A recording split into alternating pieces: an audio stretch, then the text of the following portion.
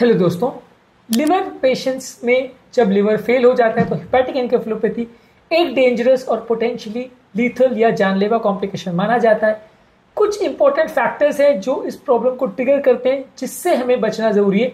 इनके बारे में जानना जरूरी है। यदि हम इन ट्रिगर्स को अवॉइड कर सकें तो हेपेटिक एनकेफेलोपैथी से हम अपने आप को या अपने पेशेंट को बचा सकते हैं और पेशेंट को कोमा में जाने से या उसकी डेथ होने से बचा सकते हैं। इसलिए आज हम बात करेंगे स्पेसिफिकली क्या क्या ट्रिगर्स हैं, क्या क्या रिस्क फैक्टर्स है हेपेटिक एनकेफेलोपैथी के लिए। हर एक ट्रिगर के बारे में जानना समझना जरूरी है, क्योंकि एक ट्रिगर भी पेशेंट के लिए जानलेवा हो सकता है। इसलिए टॉपिक बहुत इंपॉर्टेंट है। टॉपिक पर जाने से पहले जो लोग हमारे चैनल पर नए हैं उन्हें रिक्वेस्ट करूँगा कि चैनल को सब्सक्राइब करें, वीडियोस को लाइक करें, शेयर करें, फॉलो करें, कमेंट करें, पूरा देखिए। टॉपिक इंपॉर्टेंट है, इसलिए इसे एंड तक देखिएगा। चलिए शुरू करते हैं इंपॉर्टेंट वीडियो।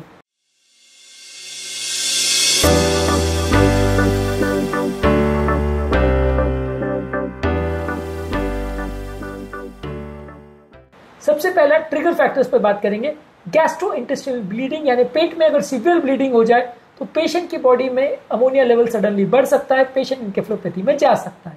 पेशेंट की बॉडी में अगर इन्फेक्शन हो, खासकर एसाइटिक फ्लूइड में, या पेट में अगर इन्फेक्शन हो, यूरिनरी ट्रैक्ट इन्फेक्शन हो या निमोनिया हो, तो ये भी प्रेसिपिटेट कर सकता है हेपेटिक एनकेफेलोपैथी। हेपेटिक एनकेफेलोपैथी को शॉर्ट में HE बोलते हैं, तो हम आगे HE के नाम से इसको बोलेंगे। इसके अलावा इलेक्ट्रोलाइट इंबैलेंस हो, खासकर अगर पोटेशियम की बॉडी में कमी हो या मेटाबॉलिक एल्कलोसिस हो, तो ऐसे लोगों में HE हो सकता है। इसके अलावा पेशेंट की बॉडी अगर डिहाइड्रेटेड है, यानी शरीर में बहुत ज्यादा पानी की कमी है, या आपने पेशाब बढ़ाने की दवा बहुत ज्यादा डोज में दे दी पेशेंट को, वॉमिटिंग हो गया, लूज मोशन हो गया, डायरिया हो गया, तो पेशेंट के शरीर में सडनली पानी की कमी हो जाती है और ये ट्रिगर कर देता है HE। तो छोटी सी चीजें हैं, लेकिन बहुत डेंजरस कॉम्प्लिकेशन में पेशेंट को ले जाती है।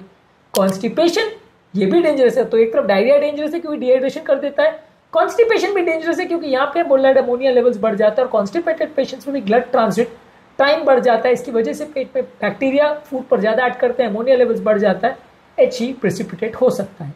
कुछ मेडिसिन जैसे सिडेटिव्स, ट्रैंक्विलाइजर्स और बेंजोडाइज़ेपिन ग्रुप की जो नींद वाली दवाई होती है, ये दवाइयां भी हेपेटिक एनकेफेलोपैथी ट्रिगर कर सकती हैं।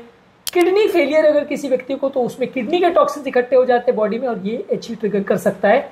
इसके अलावा यदि व्यक्ति डाइट में बहुत ज्यादा मात्रा में अगर प्रोटीन ले लेता है तो इससे भी अमोनिया लेवल बढ़ सकता है और ये भी HE यानी हेपेटिक एनकेफेलोपैथी को ट्रिगर कर सकता है। तो बहुत छोटी छोटी चीजें हैं, लेकिन बहुत बड़ी बड़ी प्रॉब्लम खड़ी कर सकती है। इसलिए इसके बारे में जानना और हर एक चीज के बारे में बहुत सतर्कता आवश्यक है। अब बात करेंगे क्या रिस्क फैक्टर्स है हेपेटिक एनकेफेलोपैथी के।